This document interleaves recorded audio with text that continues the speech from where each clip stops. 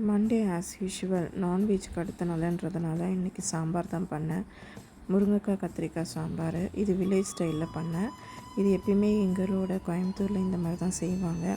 பருப்பு குக்கரில் போட்டு வேக வைக்காமல் நார்மலாகவே ஒரு பாத்திரத்தில் போட்டு கொஞ்சம் ஒரு 15 நிமிஷம்லேருந்து 30 நிமிஷம் வேக வச்சுட்டு அதிலே காய் மிளகாய்த்தூள் எல்லாமே போட்டு லாஸ்ட்டாக தாளித்து கொட்டிடுவாங்க. இதுதான் கிராமத்து ஸ்டைல் சாம்பார். பருப்பு எல்லாமே உங்களுக்கு நல்லா கொஞ்சம் உதிரி உதிரியாகவே இருக்கும்.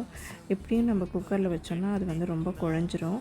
இந்த மாதிரி சாம்பார் நான் எப்போயாச்சும் மந்த்லி ஒரு 2 or 3 டைம்ஸ் வைப்பேன்.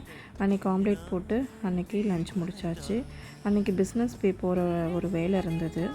அதனால் அன்றைக்கி பிஸ்னஸ் பே போயிட்டு வந்தோம். எப்பயுமே பிஸ்னஸ் பே போனாலே நாங்கள் ரொம்பவும் என்ஜாய் பண்ணி பார்க்குறது அந்த ரோட் சைடு பில்டிங்ஸ் தான். ரொம்பவும் அழகாக இருக்கும். பிஸ்னஸ் பேவோட அழகே புர்ஜ் கலீஃபா தான். நீங்கள் பார்த்தீங்கன்னா பிஸ்னஸ் பேயில் எங்கேருந்து பார்த்தாலுமே புர்ஜ் கலீஃபா சூப்பராக தெரியும்.